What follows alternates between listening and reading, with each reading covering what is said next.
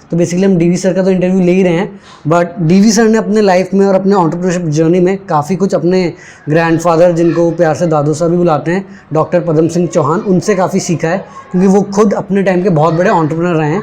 तो हम थोड़ा कुछ उनसे भी लर्निंग्स ले रहे हैं कि कैसे उन्होंने उस एज में एंटरप्रेन्योरशिप किया जब ये सारे बिजनेसेस इतने एस्टैब्लिश नहीं थे, और उससे धर्मवीर सिंह चौहान को क्या फ़ायदा हुआ। तो ये चीज़ हम कुछ कवर कर रहे हैं। तो दादू सर, जैसे कि डीवी सर बता ही रहे थे कि अगर आपको इंट्रोडक्शन देना हो तो आप कैसे देते हैं अपना? मतलब मेरा बचपन है वो एक छोटा सा गांव है पीपली, जैसा मैंने बताया अभी आपको। तो ये 60 kilometre in the west of Jodhpur है। मेरा जन्म 1943 का है। उस समय देश आज़ाद नहीं हुआ था, फिर देश आज़ाद हुआ, उसमें हम बचपन में थे। तो उस समय गाँव में जैसा आज आप देख रहे हैं ये बिल्कुल नहीं था। गांव में कोई स्कूल नहीं होते थे, बिजली नहीं थी, सड़कें नहीं थी, मतलब डेवलपमेंट कुछ भी नहीं था। किसान लोग हैं वो बैल रखते थे, उससे खेती बाड़ी करते थे, मशीनरी कुछ नहीं थी। मतलब गांव में आपको कुछ भी नहीं, साइकिल भी नहीं होती थी। तो लोग अपने हाथ से मेहनत करते, खेती करते।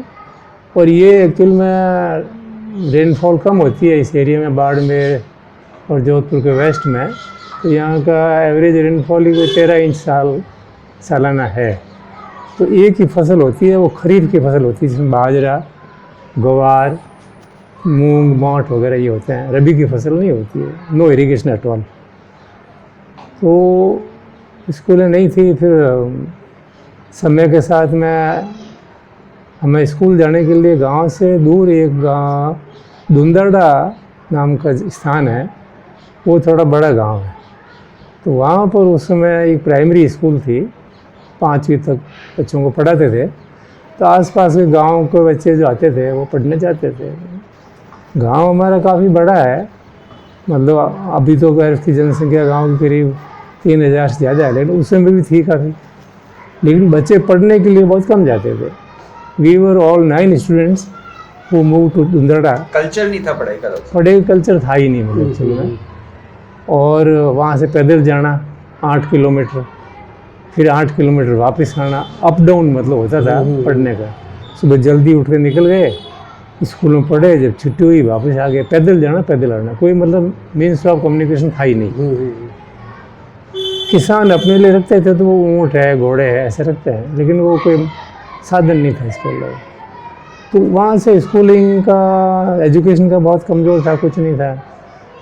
लेकिन हमारे पिताजी हैं, उन्होंने वो चाहते थे कि हम पढ़ें, तो उन्होंने हमें स्कूल में वहाँ पर भर्ती करा दिया, पढ़ते रहे। फिर बाद में हमारे गांव में भी स्कूल बन गया, तो फिर हम गाँव में पढ़ते रहे। मतलब लास्ट में जाके 8th तक की पढ़ाई हमारी वहाँ लूनी तक होगी। लूनी एक अलग जगह आगे, तो गांव में, फिर वहाँ पड़ोसी गांव में, फिर लूनी में। 8th के बाद में वहाँ कोई व्यवस्था नहीं थी, तो हम फिर जोधपुर आके पढ़ते थे। यहीं पढ़ाई की हमने। 59 में मैट्रिक किया था। ये 50s जो पूरे थे इंडिया में दादू साहब, हाँ। आज़ादी के बाद में जैसे जो 50s थे, तो इसी 50s में वो जमींदारी एक्ट इसी टाइम पे हटा था। हुआ क्या था, देश आज़ाद तो हो गया 47 में, लेकिन जो व्यवस्थाएं थी वो वही पुरानी चल रही थी। ऐसा जो रात को चेंज नहीं हुआ? एकदम चेंज नहीं हुआ कुछ भी। तो ठीक है भाई, जो राजा महाराजा थे वो अंग्रेजों के नीचे काम करते थे, तो राजा महाराजाओं का भी जो टैक्स है वो आगे जागीरदारों से लेते थे, गांव के जागीरदार उनसे, और जागीरदार टैक्स लेते थे आगे किसानों से। तो इस प्रकार से टैक्स कलेक्शन होता था। तो एक्चुअली वो चलता रहा, मतलब अपना संविधान 1952 में बना। फिर 1956 में ये है भूमि का कानून आया। उसमें ये हुआ कि भाई जो आदमी खेती करता है ज़मीन पर, वो ज़मीन उसी के नाम से मतलब हो जाएगी, और वो किसान उसका मालिक हो जाएगा 1956 में। और फिर किसान अपना जो है, गवर्नमेंट ने जो लगान लगाया था 1 बीघे पर कुछ 4 आना ऐसा कुछ था सालाना, वो जमा कराएगा गवर्नमेंट। ये चलता रहा। विकास फिर भी नहीं था, बहुत धीरे विकास हो रहा था। गांव में मतलब सुविधाएं थी नहीं, बहुत कम लोग पढ़ने के लिए आगे आ रहे थे। फिर कोई शहर तक पहुंच भी जाता ना, तो उसको पढ़ाने के लिए, उसके रहने के लिए बोर्डिंग हाउस चाहिए, क्योंकि शहर में तो उनके माँ बाप रहते नहीं थे।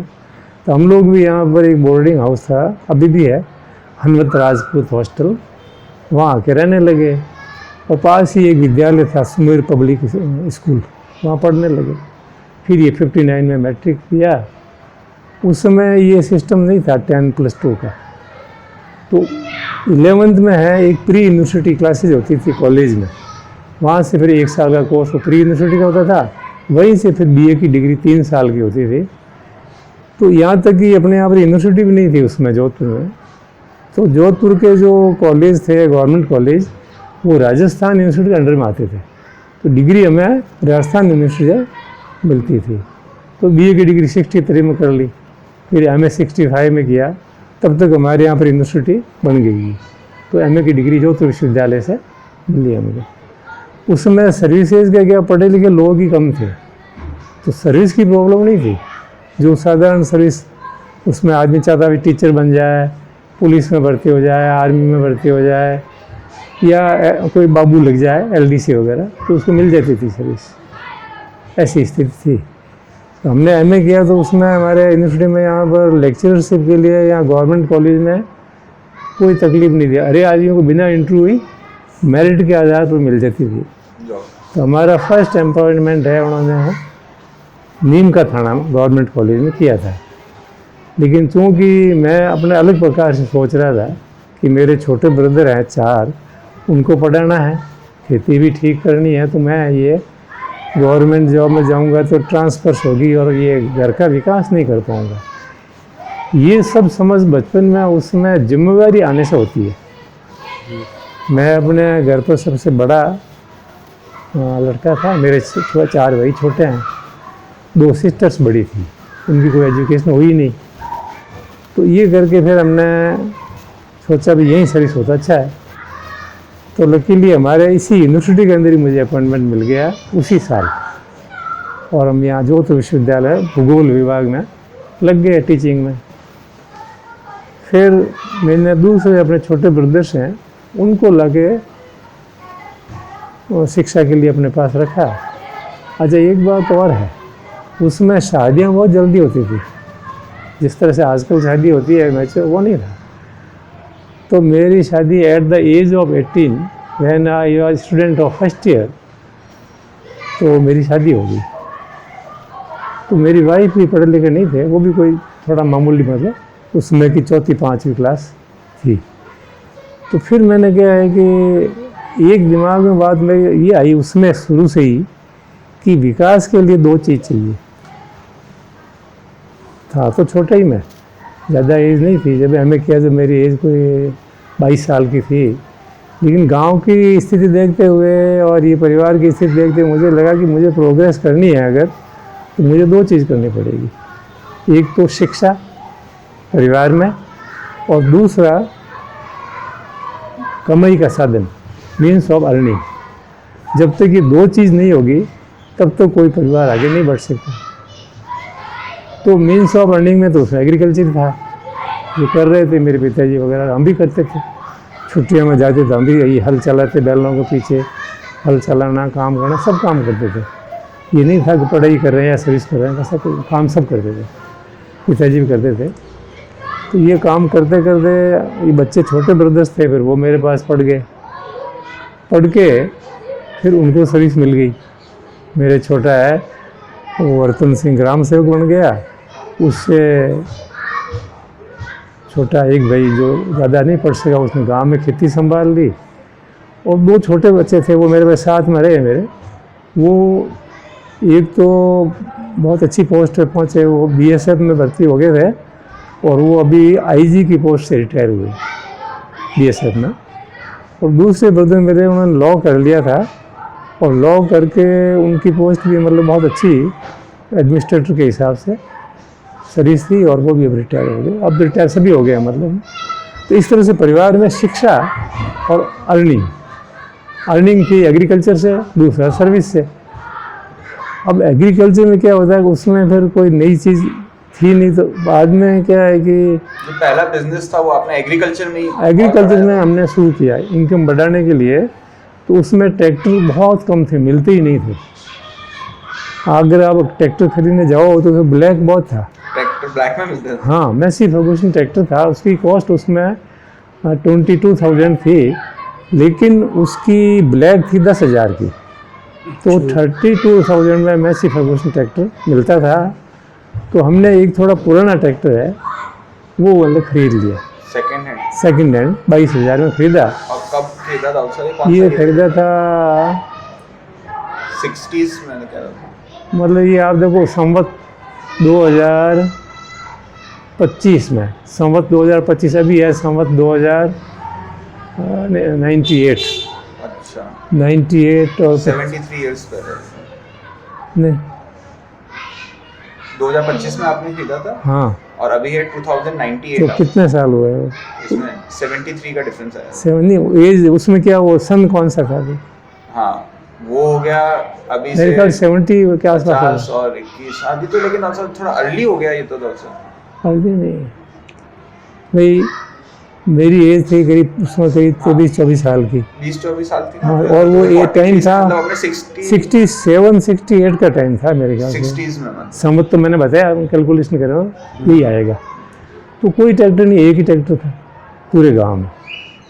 इधर क्या हुआ कि जिसमें ट्रैक्टर खरीदा उसके नेक्स्ट ईयर ही हमारे गांव में भयंकर अकाल पड़ गया, बल्कि पूरी जगह राजस्थान में अकाल हो गया। ये एज भी वही था, कोई 68 या 70 का आसपास। तो उस अकाल में ये हुआ कि बैल जीते थे वो सब मर गए, गांव में खेती होने का कोई साधन नहीं रहा, ये पशु सब खत्म। वहाँ इतनी व्यवस्था नहीं थी कि भाई बाहर से कोई फॉडर आ जाए, चारा आ जाए, या गांव वालों को अनाज मिल जाए। अनाज भी बहुत मिलता नहीं था, ये अभी तो बहुत व्यवस्था है।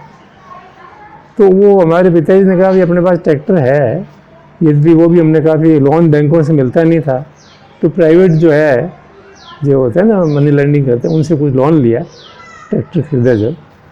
तो मेहनत करके हमने ये कहा, डीजल भी बहुत मुश्किल से मिल रहा था, यदि डीजल की रेट उसमें बहुत कम थी, वो पर लीटर 10 आना था। 10 आने ही चलते थे, रुपये चलते थे, नए पैसे वगैरह बाद में आए। तो 10 आना लीटर तो था आपके ये डीजल, और ये 12 आना लीटर था पेट्रोल। ऑयल भी बहुत सस्ता था। तो मैंने ये सोचा कि अब अपने को इसमें पूरी मेहनत करनी था, गांव का भी काम हो जाए और हमारा भी हो जाए। तो गांव वालों को पैसे नहीं थे किराए देने के लिए, तो मैंने यहाँ शहर से एक लोन लिया, हमारे कोई मिलने वाले थे उनसे लेके मैंने वो डीजल के 10 ड्रम भरवाए, बड़े 10 ड्रम का मतलब एक ड्रम में 220 लीटर डीजल आता है, और एक ऑयल का फुल ड्रम लिया और अपने घर पे रख दिया। बरसात जब हुई तो अकाल के बाद नेक्स्ट ईयर है वो बहुत अच्छी बारिश हुई, उसमें उस एक ट्रैक्टर से हमने पूरे गांव की खेती की। नहीं, ये जो आपने जो बोला कि आपने ये डीजल लिया और तेल लिया, वो लिया कैसे? वो तो मतलब वहाँ पर पेट्रोल पंप था हमारे से करीब 12-15 किलोमीटर दूर, वहाँ से खरीदा। नहीं, इतना पैसा वो जॉब से जो सेव किया? नहीं, जॉब से सेव नहीं था, मैंने कहा मैंने एक लोन लिया शहर में। अच्छा अच्छा अच्छा। बैंकों से लोन मिलते नहीं थे। हाँ। तो शहर में मेरे जो सीनियर प्रोफेसर है, अच्छा अच्छा अच्छा, उनके अंकल पैसे का लेन देन करते थे। हाँ हाँ हाँ। तो उनसे पैसा उधार लेके अच्छा। डीजल लिया आपने? डीजल और वो लेके। और जो ट्रैक्टर था वो सीधा पैसे देके दिया था? नहीं, या वो भी उतना पैसा नहीं था। हाँ हाँ ट्रैक्टर भी हमने किया कि हमारे एक रिश्तेदार थे, हाँ हाँ, मेरे फादर के मतलब वो मामा के बेटे भाई लगते थे, मुकुंद सिंह जी नाम था। अच्छा। पास के गांव है चिरडिया, वहाँ के थे। तो उन्होंने हमको वो ट्रैक्टर लोन पे दे दिया कि आप ट्रैक्टर लो, पैसे धीरे धीरे चुका देना। ठीक है। अच्छा, कुछ इंटरेस्ट करना पड़ा। तो ट्रैक्टर आ गया और डीजल की व्यवस्था कर दी। अब हम जो सब लोग हैं, मेरे छोटे ब्रदर ये भी काफी बड़े हो गए थे, ट्रैक्टर चलाना सीख गए थे। तो हमने सब ने क्या है कि ट्रैक्टर के ऊपर मतलब ड्राइविंग करना शुरू किया। सब ट्रैक्टर चलाते थे हम, पांचों भाई ट्रैक्टर चलाते। ट्रैक्टर बंद रहता ही नहीं था। मैसी फर्गूसन ट्रैक्टर बहुत अच्छा है, उसका लिफ्ट सिस्टम बहुत बढ़िया है और मशीन बहुत अच्छी है। तो ये हालत हो गई कि हम 24 घंटे में से 22 घंटे ट्रैक्टर चलाते थे। सिर्फ 2 घंटे वो किस लिए कि ट्रैक्टर को तो रेस्ट नहीं मिलती थी, लेकिन हम सब तो बारी बारी रेस्ट करते थे। लेकिन जैसे ऑयल चेंज किया, डीजल चेंज किया, एक खेत से दूसरे खेत में गए, ठीक है ना। तो वो इतनी खेती पूरे गांव की हो गई। कितना एरिया आप लोगों ने खेती में कर दिया होगा वो तो बेटा अब क्या किया, मतलब आप समझ लो कि हजारों बीघों में था पूरे गांव की। और गांव वालों के पास पैसे नहीं थे, जिसके पास थे उसने दे दिए, जिसके पास नहीं थे उसको कहा भी खेती हो जाए दे देना। ये हमने रिस्क ली पूरी। फिर जिसके पास नहीं थे वो फसल आएगी, अच्छा फिर देगा। जब दे देंगे वो। हाँ, हाँ, हाँ। आपस का विश्वास बहुत था ना गांव में। एक विशेष बात उसमें थी, अब तो खैर है नहीं, पता नहीं कम हो गई। आपस का प्रेम बहुत था। कोई गांव में इतना अकाल बड़ा अनाज की कमी नहीं, कोई भूखा नहीं सोता था। जिसके पास है वो दूसरे को देता था। और इसी हिसाब से हमने भाई कि पैसे देंगे या नहीं देंगे ये डाउट नहीं था, पैसे सब देंगे जब आए। बस एक शर्त है खेती हो जाए। अगर फसल नहीं हुई तो नहीं देंगे, अगले बार में देंगे, नहीं भी देंगे तो कोई बात नहीं। करना था, मैंने कहा अपने गांव को इसमें अकाल से उबारना है। ऐसा हुआ कि फसल इतनी ज़बरदस्त हुई पूरे गांव के अंदर कि जो हमने किराया जो लोगों का बाकी था वो सब तो किराया आ गया, और हमारी खुद की खेती बहुत अच्छी हो गई। उसी साल हमारे ट्रैक्टर के जो पैसे हैं हमने चुका दिए। एक ही साल में आपने सारे एक ही साल में हमारा ट्रैक्टर हो गया, सब सब कुछ हो गया। सब कुछ हो गया। फिर हमने क्या है कि कुछ एसेसरीज खरीदी थी ट्रैक्टर के साथ, ट्रॉली है, प्लो है, वो वगैरह सब, उनके ही पैसे जिसके उधार थे सब कुछ चुका गए, लगभग हम फ्री हो गए। यद्यपि अनाज की रेट उसमें बहुत कम थी। अब विश्वास नहीं होगा आपको कि बाजरा हमने बेचा था 12 रुपये कुंटल, 12 रुपये कुंटल बाजरा, और मूंग वगैरह थे ये भी मिला सी 20-25 रुपये कुंटल। आज तो मान लो 500 रुपये का है कुंटल का। लेकिन वो काफ़ी बहस चुक गया, थोड़ा बहुत रहा आगे, फिर अगले सालों में चुक गया। तो पहला तो हमारा सक्सेस हो गया ये कि हमने जो रिस्क ली थी और उसके ऊपर पूरा विश्वास करके मेहनत की तो वो खेती में सफल हो गया और हमारा ये हो गया। फिर दूसरा रहा एजुकेशन का। तो सब ब्रदर्स को अपने पास रख करके हमने अपने पढ़ाया। उसमें ये स्वार्थ नहीं देखा कि मैं अकेला आराम से रह जाऊँ, मेरी सैलरी तो अच्छी थी। उसमें सैलरी कलेक्टर होता था ना IAS, उसका ग्रेड था 400-800। कलेक्टर को 400 रुपये पर मंथ मिलते थे, हम लेक्चरर्स थे उनको 250 रुपये मिलते थे। बाद में हमारा UGC ग्रेड जो हुआ वो फिर IAS के इक्विवेलेंट हो गया 400-800। लेकिन पैसे की कीमत बहुत थी तो आराम से रह सकते थे। तो अब अपने सोचा भाई हम खुद अकेले आराम से रहेंगे, परिवार को साथ लेके चलना है। परिवार बड़ा था तो सब साथ बढ़ते गए, बच्चे पढ़ गए, सब अच्छी सर्विस में लग गए। अब आज भी उनके परिवार में सब लोग IIT है, कोई लड़कियां भी सब IIT है, और डॉक्टर्स हैं सब हमारे परिवार में। अब कोई मतलब एजुकेशन का नहीं है, पूरा आ गया फैमिली। जैसे मेरे परिवार में है तो मैंने फिर ये होटल व्यवसाय शुरू किया। फिर लेकिन आप समय स्टेप बाय स्टेप चल रहा था। फिर जैसे 60s हो गया, फिर 70s में फिर आप एग्रीकल्चर के बाद में फिर आप रियल एस्टेट बिजनेस में आपकी कब एंट्री हुई? इसका क्या हुआ तो ये 1967 के एंड में एग्रीकल्चर पूरा सेटअप हो गया, एज आई अंडरस्टैंड। 60s नहीं, वो तो फिर मुझे 70 तक चलना पड़ा। होगा लेकिन जमना लग गया था। उसको एस्टेब्लिश किया, फिर और ज़मीनें खरीदी। अच्छा। जब पैसा बचा था, हमारे यहाँ पर एग्रीकल्चर में इरिगेशन नहीं था, तो अपने गांव से 10 किलोमीटर दूर जाके लूनी नदी के किनारे पर है एक पाताओं का बड़ा गांव था, वहाँ पर जाकर के हमने 400 बीघा ज़मीन खरीदी। पैसा हो गया था हमारे पास, 400 बीघा ज़मीन ली, और उसमें रेट बहुत कम थे, बीघे के 50 रुपये 100 रुपये ऐसे होते थे। फिर ये करके मैंने रियल एस्टेट में कब आया था? हो गया रियल इस्टेट में तो आगे देखा मैं, मतलब 70 तक ये मेरा सब एग्रीकल्चर का काम पूरा हो गया। ब्रदर्स की एजुकेशन हो गई, सब सर्विस में लग गए, और 70 के बाद में फिर मैं इसमें रियल इस्टेट में आया। उसका कारण था, मैं ज्योग्राफी में पढ़ा था तो उस समय मास्टर प्लान वगैरह बने ही थे पूरे कंट्री में। हाँ, जोधपुर का बता रहा हूँ, कंट्री में ही बने हुए की जगह। तो जोधपुर शहर का मास्टर प्लान जो बना तो उसको हम क्लास में पढ़ाते थे। तो उसमें ये था कि भाई मास्टर प्लान में ये आपका रेजिडेंशियल एरिया होगा, ये इंडस्ट्रियल एरिया होगा, ये कॉमर्शियल होगा, वगैरह वगैरह। तो उसमें मेरे दिमाग में एक बात, एक शहर तो बढ़ेंगे, क्योंकि गाँव से लोग शहर में आने लग गए हैं, शहर की पॉपुलेशन बढ़ रही है। जब मैं यहाँ आया था शहर में 58 में, स्कूल में था, उसमें इस शहर की पॉपुलेशन है वो मुश्किल से 58 के सेंसस के हिसाब से भी करीब 2 लाख से ज़्यादा नहीं थी जोधपुर की। आज जोधपुर की पॉपुलेशन सेंसस के हिसाब से तो है करीब मेरे ख्याल से 18 लाख और वैसे काफ़ी ज़्यादा है, 25 लाख के आसपास होगी। तो पॉपुलेशन बढ़ेगी तो क्या होगा, लोगों को ज़मीन की ज़रूरत पड़ेगी, मकान बनाने होंगे। तो मैंने रेजिडेंशियल लैंड है मास्टर प्लान जहाँ थी वहाँ कुछ ज़मीनें खरीद ली, कीमतें बहुत कम थी उसमें। तो वो कुछ पैसा सर्विस से बचाया, कुछ खेती से बचाया, यूँ करके ज़मीनें खरीद ली और सर्विस करता रहा। फिर ये बच्चे पढ़ लिए दोनों मेरे, नरेंद्र सिंह सुरेंद्र सिंह, तो इनकी समय में सर्विस में थोड़ी दिक्कत आ गई, अब सर्विस लगनी मुश्किल हो गई थी। बट 70s के अंदर आगे फिर, लेकिन 70s में भी कैसे चला? आप जैसे आपने जो पहली जमीनें खरीदी था तो आपने जैसे पहली जमीनें खरीद तो ली, फिर आपने वो बेचना और वो सब कब चालू किया? वो तो क्या, उस समय यहाँ पर कोई लैंड बिजनेस था नहीं, बहुत कम लोग थे, पूरे शहर में समझ लो 2-4 लोग थे। इधर क्या हुआ, अर्बन सीलिंग लग गया। क्या लग गया? Urban ceiling. उससे आपका रियल एस्टेट में बूम आया क्या था? हाँ, नहीं उसमें बूम क्या, लैंड सीलिंग लग गया। तो क्या हुआ, ये रात है 9/3/76, ठीक है ना, 9/3/76 मतलब ये 9 मार्च 1976 में लैंड सीलिंग लग गया राजस्थान में। लैंड सीलिंग एक्ट, जो लैंड सीलिंग एक्ट लग गया। हाँ। उसका मतलब ये है कि एक आदमी शहर में अपने नाम पर 1500 मीटर ज़मीन रख सकता है, उससे ज़्यादा नहीं रख सकता, उसको गवर्नमेंट को देनी पड़ेगी।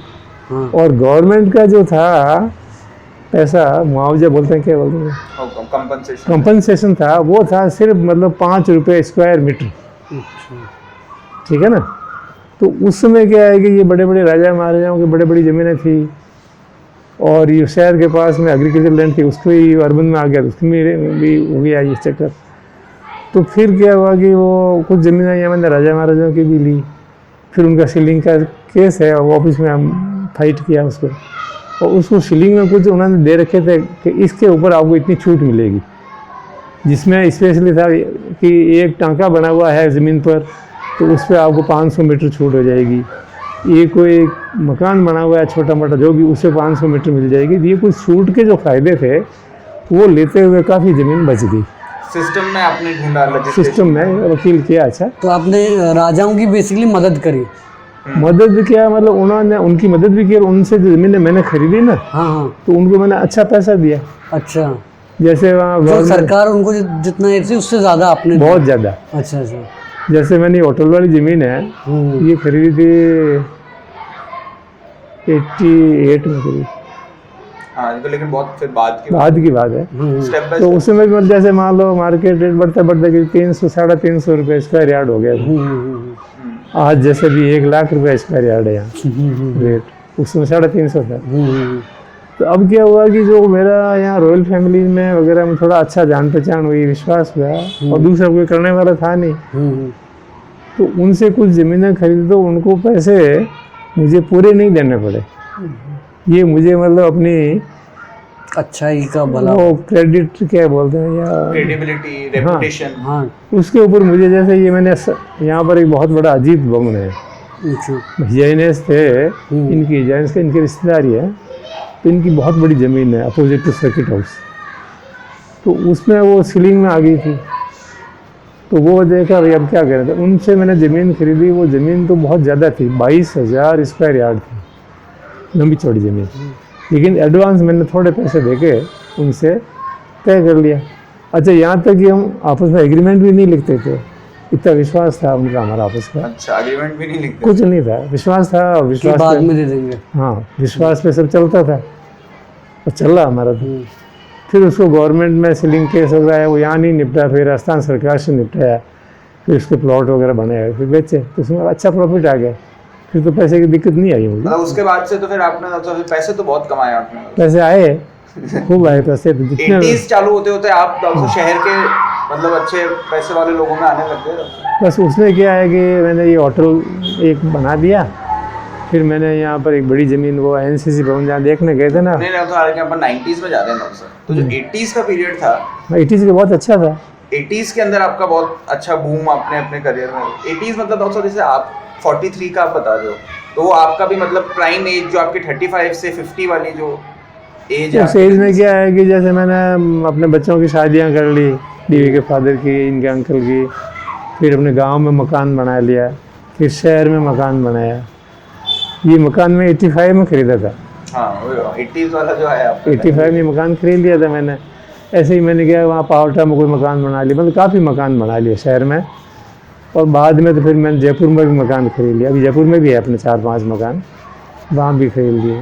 फिर ये NCC भवन में है, ये एक बहुत बड़ी ज़मीन है, ये टोटल 9000 स्क्वायर यार्ड है।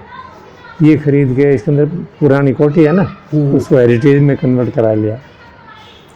बट 80s वाला पीरियड था, उसमें क्या आप दिन रात काम ही करते रहते थे? आपका क्या रहता था डॉक्टर? काम बिजनेस में आप पूरे घुस गए थे, जमीनों के बिजनेस में?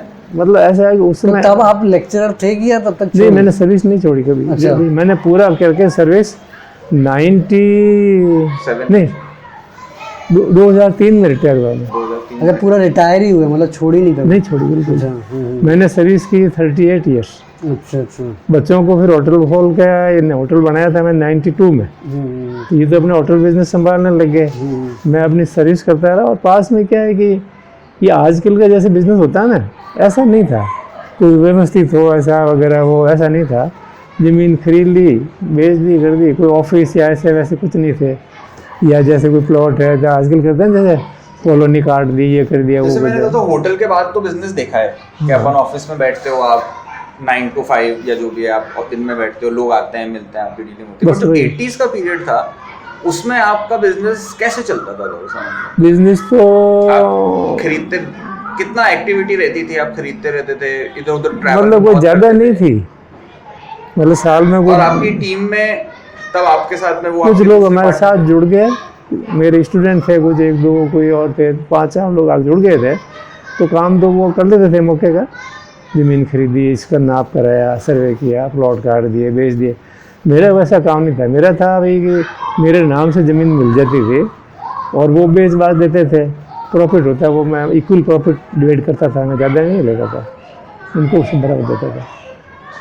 तो यूँ कोई पैसे की प्रॉब्लम नहीं थी उसमें किसी प्रकार की। बाद में फिर ब्रदर्स भी अच्छी पोस्टों पर चले गए थे।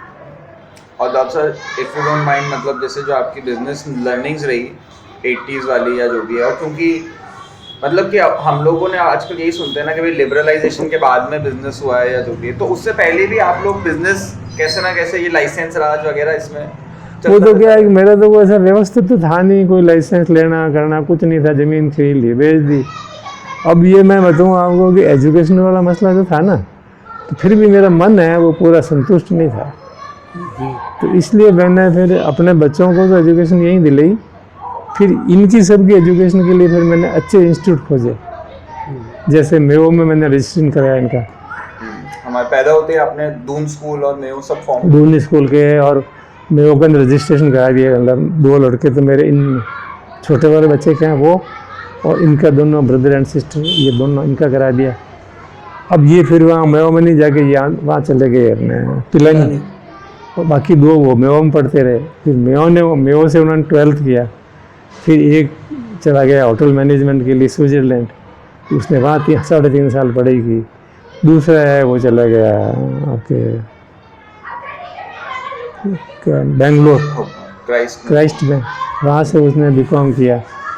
फिर वो भी चला गया कोर्स करने के लिए बार्सिलोना।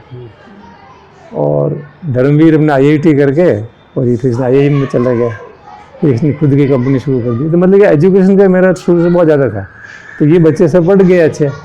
फिर दूसरा था, जैसे बताया मैंने, अर्निंग। तो अर्निंग में फिर मैंने होटल बनाई, उसकी इनकम शुरू हो गई। और वो टाइम ऐसा था जैसे मनमोहन सिंह जी अपने उसमें, मतलब नरसिंह राव प्राइम आपको मिनिस्टर। समझ आ गया था क्या दादू सर कि ये 92 में कैसा होने वाला है इंडिया? ये तो पूरा क्या तो मैं नहीं समझा था, लेकिन ये चेंज शुरू हो गया तो मालूम तो पड़ा थोड़ा कि किस बिज़नेस में जाएं। तो मैंने होटल बिज़नेस चुना, उसमें मुझे ये मदद मिली कि मुझे काम बढ़ेंगे शहरों में और होटल चलेगा, ये तो दिमाग में था। ज़मीन खरीदी थी। पर उस टाइम तो कोई होटल नहीं थे, तो हाँ। ये तो चलो दिमाग में आ गया, सोच लिया कि ये होगा। पर आपको भरोसा कैसा है, क्योंकि अगर और कोई होटल नहीं बना रहा और ये कोई छोटा इन्वेस्टमेंट भी नहीं है, तो आप अच्छा खासा टाइम पैसा इन्वेस्ट कर रहे हो, तो फिर भरोसा कैसे आया? क्योंकि और कहीं तो आपने देखा नहीं है कि हाँ उधर होटल चल रहे हैं आसपास, तो यहाँ करेंगे तो चल जाएगा। अब मैं बताता हूँ आपको, हाँ। जोधपुर में उस समय 3 होटल थे। नंबर 1 उमेद भवन पैलेस, ये बड़े होटल में आता था बहुत। नंबर 2 अजीत भवन पैलेस, जो हेरिटेज होटल में आता था।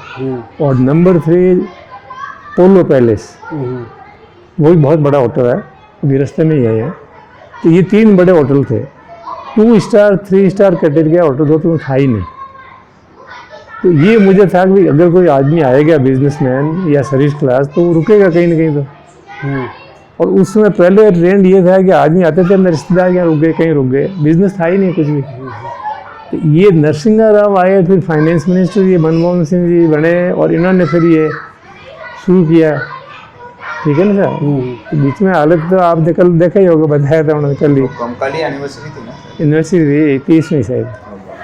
तो ये स्थिति थी देश के पास कोई चीज़ बनती नहीं थी। ये तो आपको मालूम है, क्या बताऊँ मैं आपको। मेरे पास स्कूटर लिया मैंने, उसका रजिस्ट्रेशन कराने के बाद में मुझे स्कूटर 10 साल बाद मिला। अच्छा। बजाज स्कूटर, और मुझे डिलीवरी मिली जयपुर से। पैसे भी एडवांस देने पड़े? एडवांस पैसे तो कम थे, 1000 रुपये कम कराए थे। फिर कमल एंड कंपनी से ये मिला था स्कूटर, और कीमत भी इतनी थी 3-4 हज़ार रुपये। फ़ोन मैंने बुक कराया तो वो भी 12 साल से मिला। अच्छा। फ़ोन नहीं मिलते थे, स्कूटर नहीं मिलते, या आपको सीमेंट नहीं मिलती, कोई चीज़ ऐसी नहीं थी जो आपको अवेलेबल हो जाए। हर चीज़ राशनिंग पे थी, ऐसी स्थिति थी। मकान बनो, सीमेंट नहीं। लेकिन मेरा कहने का मतलब है कि ये इतना तो हमें आइडिया वही था कि देश अब बदल रहा है। सोशलिज्म जो है वो कांग्रेस पार्टी में इतना घुला मिला था, उसको कोई हटाने की हिम्मत नहीं कर रहा था। लेकिन ऐसी स्थिति हो गई कि एक तरह से देश दिवालिया हो रहा था, तब ही मनमोहन सिंह जी ने और इन्होंने नरसिंहा राव ने इसको इस लाइन पे लाया। और हमारा ये था कि व्यवस्थित बिजनेस नहीं होने से 87 में इनकम टैक्स वाले आ गए हमारे सर्वे के लिए, वो भी हुआ। तो उन्होंने काफ़ी टैक्स वगैरह लगाया मेरे पर। फिर मैं केस भी उसका लड़ा था, मेरे को इलीगल था नहीं, पैसा भी ज़्यादा नहीं था, कुछ ऐसा नहीं था। लेकिन फिर मैं लड़ा, मतलब केस में अपील्स में गया, हाई कोर्ट में गया, मैं केस जीत गया। तो जो कुछ मेरे से सीज किया था उसे वापस मिल गया, और पैसा है विद इंटरेस्ट वापस लिया मैंने, ठीक है ना। और फिर होटल बनने के बाद सब व्यवस्थित हुआ, और ये इनकम टैक्स की सर्च के बाद मुझे बहुत अच्छा रास्ता मिला कि मुझे क्या करना चाहिए, कैसे करना चाहिए, ये सब मैंने अपना व्यवस्थित किया। पहले तो समझते ही नहीं थे, पहले उतना नहीं समझते थे बिल्कुल। फिर वो जो कि लीगल और ये सब टैक्सेशन वो सब समझ गए। बिजनेस से ज़्यादातर आदमी, मतलब आपका ये था कि भाई बहुत पैसे कमाने के लिए बिजनेस करना है, या ज़्यादातर सर्वाइवल और कुछ तो पैसे कमाए अर्निंग के लिए, उसी हिसाब से? मतलब बहुत पैसे कमाने वाली इसके दिमाग में बिल्कुल नहीं थी, लेकिन अपना ठीक वेल ऑफ हो जाए। क्योंकि हम जहाँ से आए थे गाँव से, तो वो तो स्थिति मैंने आपको बताई दी। तो उस स्थिति में हम जाते थे जोधपुर में, जैसे कि मैं किराए के मकान में रहा 15 साल तक। तो फिर बाद में एक छोटा मकान ख़रीदा मैंने, फिर ये मकान ख़रीदा 85 में, फिर 90 में यहाँ मैं शिफ्ट हुआ, ठीक है ना। तो वो क्या है कि अपना इस्टेब्लिश तो करना ही पड़ता है, हर एक आदमी का मकान हो जाए, बच्चों की एजुकेशन अच्छी हो जाए, ये सब दिमाग में सोच के किया। फिर फर्दर इन्वेस्टमेंट थोड़ा भी ज़मीन अपना रखने काम आएगी आगे। ये बाकी कोई ये नहीं था कि बहुत पैसा कमाया, वैसा तो कोई दिमाग में नहीं था। अच्छा दाऊद साहब, हुक्म, अगर इफ़ यू डोंट माइंड, हुक्म, जैसे फिर आपने जैसे बिजनेस के अंदर जैसे फेलियर्स हैं, तो आपके ऐसे फेलियर कब कब हुए? मतलब एक तो जैसे मुझे भी पता है वो जैसे थोड़ा जो भी है, मतलब फेलियर बोले बिजनेस में, अपना चीट कर दिया किसी ने या जो भी है हमको। इसमें ऐसा है कि ये ज़मीनों का बिज़नेस ऐसा है कि इसमें हमने तो बड़ी ईमानदारी से किया था। जिनसे ख़रीदी उन्होंने हमें कोई धोखा नहीं दिया, जिनसे हमने खरीदी उनका पूरा पेमेंट किया टाइम पर, विदाउट एनी लिखा पढ़ी एग्रीमेंट, कुछ नहीं, कोई दिक्कत नहीं आई। और मार्जिन भी अच्छा मिलता था, सब चीज़ है। दिक्कत तो वहाँ आई जहाँ हमने विश्वास ज़्यादा किया, जहाँ मैंने अपने कुछ मतलब अपने मिलने वाले थे उनके साथ काम किया, तो उनको हमने कभी भेदभाव नहीं रखा। वो लोग क्या है कि जब आगे बढ़े तो मैंने तो अपने काम करीब करीब फिर ज़्यादा किया नहीं, वो ज़्यादा पैसा कमाने के चक्कर में बहुत ज़्यादा काम किया उन्होंने, आगे बढ़े। तो वो क्या है कि जैसे कुछ ज़मीनें थी उन्होंने हमारे को नहीं दी, मतलब ज़मीन हमारे नाम से थी, लेकिन उन्होंने एक फर्जी पावर ऑफ अटर्नी बना के ज़मीन बेच दी करोड़ों रुपए की। अब उसके लिए कोर्ट में गए तो कोर्ट में तो आप जानोगे टाइम बहुत लगता है। तो वो केस मैंने देखा अभी निपटना है नहीं मेरे लाइफ टाइम में, तो उसको सेटल करके छोड़ दिया, जो भी आया ठीक। और कुछ लोग ऐसे थे जिन्होंने पैसा लिया मेरे से उधार, वो वापस दिए ही नहीं, तो वो भी मैंने कहा अब छोड़ो, आप टेंशन नहीं लेंगे ना, बच्चों को देंगे। तो हमने तो अपना काम वहाँ से ख़त्म कर दिया बस। मतलब इसके अलावा कोई मुझे नुकसान नहीं हुआ कभी, न ज़मीन से हुआ न बिजनेस से हुआ। नुकसान हुआ बहुत ज़्यादा विश्वास करने से लोगों का, चाहे वो मिलने वाले है या रिश्तेदार है, कोई भी है, उन लोगों को विश्वास करके तो हमने गलती की थी, और करना तो पड़ता, कैसे नहीं करते उसका कोई पछतावा नहीं है, लेकिन फिर भी अगर आगे से कोई काम करे तो अपने सब अब जो लिखा पढ़ी होना चाहिए, एग्रीमेंट एग्रीमेंट वगैरह हो, सही हो, सब फ्यूचर स्टार्टअप्स हैं तो अब वही सब लीगल स्ट्रक्चर होना चाहिए। तो फिर आपने 1990s में ये होटल बनाया था? 92 में। अच्छा, 92 में बनाया, पहले 25 रूम बनाए और मार्केटिंग की जरूरत नहीं पड़ी। जैसे उनका बुकिंग होगी नहीं होगी, क्या होगा कैसे होगा। 1 जनवरी 92 में तो मैंने कंस्ट्रक्शन शुरू किया, और 1 सितंबर को मैंने कस्टमर अंदर डाल दिया। 8 महीने में, 8 महीने में पूरा कंस्ट्रक्शन 25 रूम का, और फर्नीचर वगैरह एवरीथिंग। उसमें एसी नहीं होते थे, कूलर वगैरह लग गए, टीवी लग गए, ये सब हो गया। और फिर बाद में 3 साल बाद में जब ज़्यादा डिमांड हुई तो फिर ऊपर ये और बनाए 25 कमरे, अब 50 रूम है, और कुछ आगे भी एक्सटेंड किया, जैसे ये रेस्टोरेंट है, गार्डन है। रेस्टोरेंट तो था, गार्डन बाद में नया किया। ये गार्डन था जहाँ वही रिसेप्शन, ये हाँ पहले तो जहाँ रिसेप्शन है वहाँ गार्डन था, फिर पीछे गार्डन, ये फिर उसको एक्सटेंड किया क्योंकि ये इतना ज़्यादा डिमांड था। मतलब जैसे ही आपने होटल चालू करा तो कैसे डिमांड आया वो बताओ दोस्तों। आई थिंक आपने होटल चालू बनाना चालू कर दिया था जब लिबरलाइजेशन हो गया था। और हाँ, जस्ट लिबरलाइजेशन, फिर आपने जैसे कि बोला अच्छा 8 महीने में बना दिया होटल, 8 महीने में बना दिया, तो लिबरलाइजेशन तब तक हो चुका था, तो फिर डिमांड बहुत जल्दी आना चालू हो गया। कितनी डिमांड आई लोग? कोई मार्केटिंग बिल्कुल नहीं की थी। मैं आपको बताऊं, 1 सितंबर को एक दिन सरदार जी आए, एक कस्टमर हमारे हाथ में बैग लिए हुए, he was our first customer. और उसके बाद में फिर 3-4 रूम लगे, फिर 5 लगे, 2-3 महीने में तो होटल फुल चलने लगा। कोई मार्केटिंग नहीं की हमने, ज़रूरत ही नहीं पड़ी, रूम फुल चलते थे। तो फिर 3 साल बाद में फिर ये लोन वोन शुरू हो गए थे, ये आपके 95 के बाद में। अच्छा। तो एक बैंक मैनेजर आया, बैंक ऑफ बड़ौदा का, उसने आगे खुद कहा हमको कि भाई आप लोन लो। अच्छा, उससे पहले एक ऐसा दिमाग में होता था हमारे भी, पैसा है तो चीज़ बनाएंगे, नहीं तो नहीं, लोन लेते ही नहीं थे। होटल बनाया तो अपना पैसा था वो लगा के बनाया, गाड़ी खरीदी तो अपने पैसे से खरीदी, कोई लोन नहीं। और वैसे मैं बताऊँ कि होटल का लोन लिया था ना, वो उसमें मेरे ख्याल से 90 लाख का लिया था, उसको 5 साल का पीरियड था, वो मैंने 3 साल में उसको चुका दिया, पहले ही चुका के सब खत्म किया, लोन रखा ही नहीं कभी। और उसके बाद लोन फिर मैं लिया नहीं, मैंने तो नहीं लिया, बच्चे अपने करते हैं। तो मैंने कराया लोन एक इन्वेस्टमेंट के चक्कर में। जैसे कि आप जिस टाइम में थे तब इतने ज़्यादा तो बिजनेसेस थे नहीं। आज जब हम देखते हैं कि हाँ हम कुछ करना चाहते हैं, हाँ डीवी हैं या बाजू में कोई कर रहा है, तो वहाँ फिर कॉन्फिडेंस कहाँ से आता था? और बिजनेस कल्चर भी था उसका। जैसे आपने अपनी फैमिली में, जैसे मुझे याद है आप मुझसे भी पूछते थे कि भाई एजुकेशन तो रहता था आपका IIT IIM, लेकिन पूरा इंडिया आज की तारीख में IIT IIM जाना चाहता है क्योंकि वहाँ सबसे ज़्यादा बेस्ट जॉब लगती है, सबसे ज़्यादा सैलरी मिलती है, वहाँ जाएंगे बेस्ट जॉब लगेगी, बेस्ट जॉब लगेगी। और आपका ऐसा नहीं था, आपका था कि भाई IIT IIM तो जाओ और फिर लेकिन बाद में अपना खुद का काम करो, देश के लिए और जॉब्स बनाओ, ऐसे करो। उसका यूँ है कि मुझे ऑटोबायोग्राफी पढ़ने का बहुत शौक रहा हमेशा।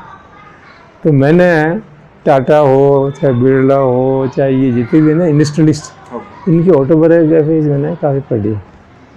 और एक अपने था वो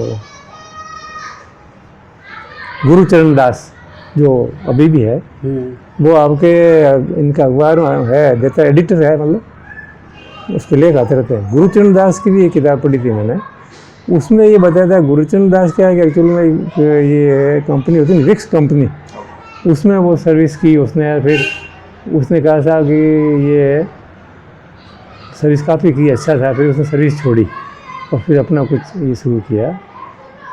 ऐसे ही कई लोगों का मतलब पढ़ने का शौक था, तो मुझे ऐसा मालूम पड़ा कि लाइफ में जो आगे बढ़े हैं ना, चाहे टाटाज हो, चाहे बिरलाज हो, चाहे और हो, ये सब बिजनेस से बढ़े। सर्विस से आदमी अपना गुजारा चला सकता है, परिवार को अच्छा एजुकेशन दे सकता है, रहने के लिए एक फ्लैट बना सकता है, नॉर्मल हिसाब से बच्चों की शादियाँ कर सकता है। लेकिन अगर आपको बहुत आगे बढ़ना है, पैसा कमाना है, तो बिजनेस से ही आएगा। ये चीज़ आप है। अभी समय इतना बदल गया है कि हमारे टाइम में और आपके टाइम में, पहले तो बनते थे कोई आदमी जैसे चला पिलानी से सेठ, ठीक है ना, ये बिरला वगैरह, तो इनको वहाँ से फिर साधन नहीं थे, खैर ऊँट पे जाते थे, फिर ट्रेन मिलती थी कहाँ पर, फिर वहाँ से बॉम्बे जाते थे।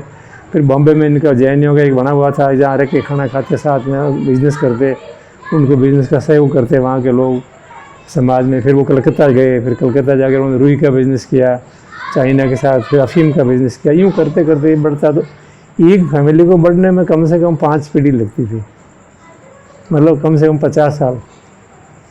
आज एक आदमी शुरू करता है बिज़नेस, वो अपने लाइफ टाइम में 15 से 20 सालों वो दुनिया भर में जितने बनाए ना भी आपके पूंजीपति, जो भी अमेरिका के हैं, चाहे यहाँ के हैं, जो भी नाम है ना, ये सब कितने 15-20 साल हो गए।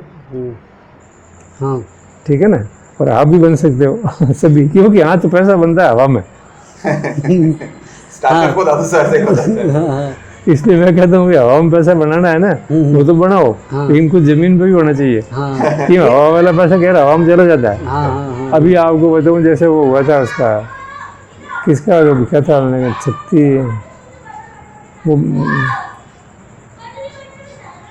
6,000 करोड़ नहीं, कितने करोड़ में बिका था, फिर उसको पीछे राउंड हो गए, याद नहीं रहता नाम। IPO तो इनके आते ही रहते हैं दादू सर। IPO आते ही रहते हैं। नहीं, वो जिसने बेचा था ना अपना वो बिजनेस, मैंने बताया था एक बार तेरे को, बेचारा ये दिवालिया हो गया, सो कुछ नहीं रहा। हाँ, वो रैनबैक्सी वाले दादू सर, रैनबैक्सी वाले भाइयों ने भी अच्छा, बीच में बेचा था, फिर उनका फिर अभी केस चल रहा है उनका। हाँ, तो ऐसे कई है। हाँ, हाँ, ज्यादा ही। तो मैंने तो जैसे किया कि ऐसा कुछ प्रॉपर्टी जैसी लेके रखी है जहाँ ये आगे अपना काम कर सकेंगे।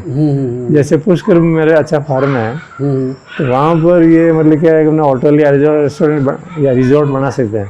ऐसे ही माउंट आबू में काफ़ी बड़ी ज़मीन लेकर रखी हुई है, अब नहीं मिलती। ये मैंने 93 में खरीदी, और 93 में मैंने उसका लैंड यूज चेंज करा दिया था। क्या चेंज कर रहे? लैंड यूज मतलब, अच्छा, रेगुलेशन अभी आप वहाँ पर कोई मकान नहीं बना सकते जब तक आबादी में कन्वर्शन नहीं हो, ओके ओके। और वो अब बंद हो गया। हाँ, हाँ, तो हमने तो 92-93 में गवर्नमेंट से उसको आबादी में कन्वर्ट करा लिया, उसमें होती थी। फिर तो NGT आ गई, नेशनल ग्रीन ट्रिब्यूनल, तो वो आपको वहाँ ना तो कन्वर्शन करने देती है, ना आपको मकान बनाने देती है। अपने सही टाइम में। अब बेसिकली जो सोसाइटी में चल रहा था, आप उसके थोड़ा आगे चलने की कोशिश करते थे। दूसरा ये ऐसा कि ज़मीन का बिजनेस ऐसा है, जितना उसको किसने होल्ड किया है उतना ही उसको फ़ायदा ज़्यादा मिला।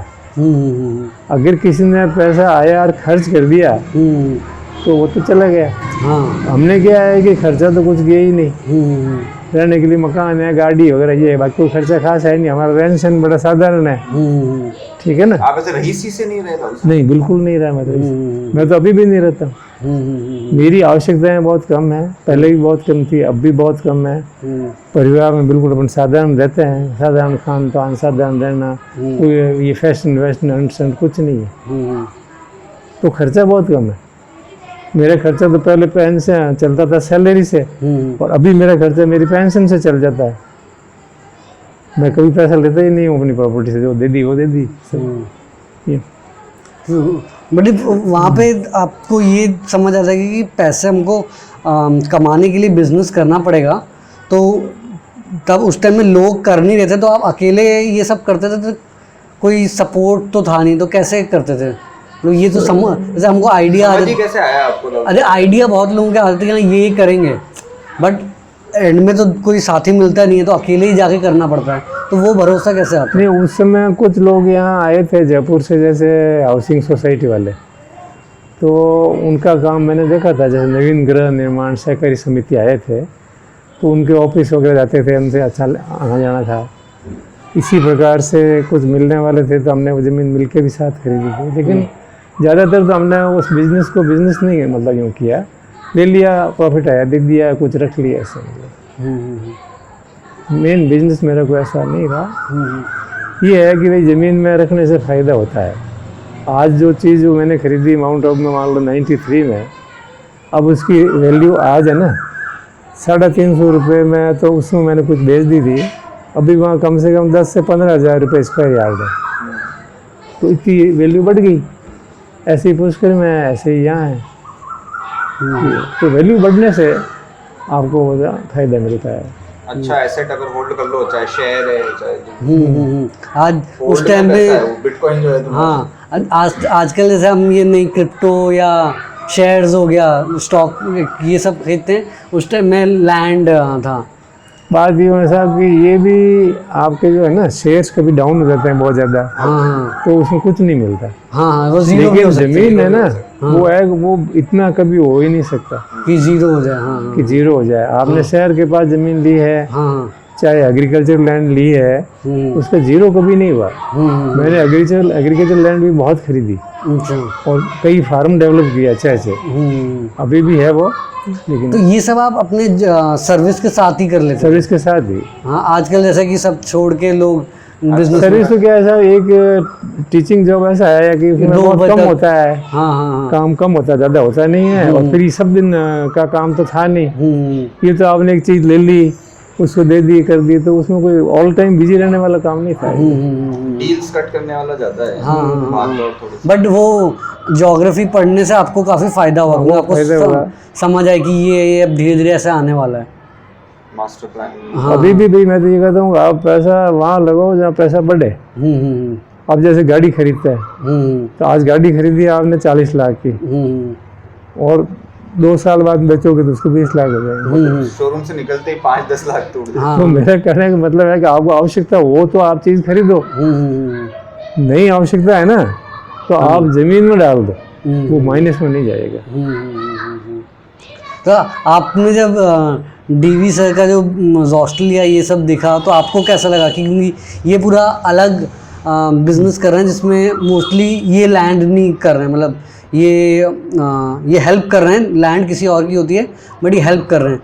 तो आपको ये पसंद आया कि इन्होंने अपना अलग से कुछ, आपके पास इतनी सारी ज़मीन थी, वो भी बिज़नेस वो कर ही सकते थे, बट इन्होंने अपना अलग से कुछ सोच के अलग किया, तो उसमें आपको लगा कि हाँ ये भी कुछ बढ़िया कर रहे हैं? नहीं, वो तो अच्छा है। मैं तो ये कहता हूँ आप अपना काम करो, और अब समय के साथ बदलाव आ गया बिजनेस में, तो आपको वो करना चाहिए, चाहे वो किसी प्रकार बिजनेस जिसमें आपको नॉलेज हो। तो ये मैं ज़रूर कहता हूँ कि आप जो ये अपना लैंड बिजनेस है ना, इसको नए प्रकार से कर सकते हो आप।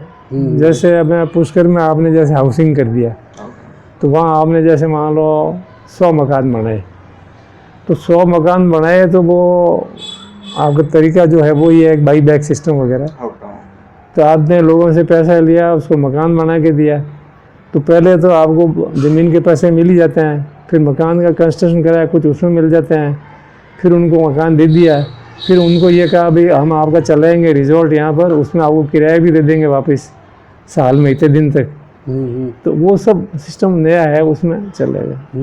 रिसोर्ट में रियल एस्टेट वाला। हाँ हाँ हाँ, जैसे वो यूएस में जो फ्लिपिंग वाला भी है कि घर बना के डिज़ाइन करके फिर फ्लिप कर दिया। अब हॉस्टल में हम लोग मतलब जॉइंट वेंचर के प्रोजेक्ट करके किसी और की ज़मीन है पूरा 50 करोड़ का बनाया, चलाएंगे भी हम ही। हाँ हाँ, और लेकिन हमने उसमें बेच भी दिया लोगों को। हाँ, जो इनकम आएगी वो फ्रेंचाइजी के तरीके से आपको। हाँ, मतलब कुछ ऐसा हो ज़मीन तो ठोस। अभी जैसे एक हमारा हाउसिंग का यहाँ जोधपुर में अच्छा प्रोजेक्ट है, वो ज़मीन खरीदी थी हमने करीब 12 साल पहले। तो उसमें खरीदा, फिर बाद में पड़ी रही, फिर बाद में एक जयपुर की पार्टी आई आपके गोल्फ स्टेट वाले, सरदार जी, इनका क्या नाम है, यूबी ग्रुप, यूनिक बिल्डर्स। तो उनको एग्रीमेंट करके हमने दिया, वो मकान बना रहे हैं, अभी 200-300 मकान बन गए हैं, बन रहे हैं। चलो हो गया, काफ़ी लंबा हो गया।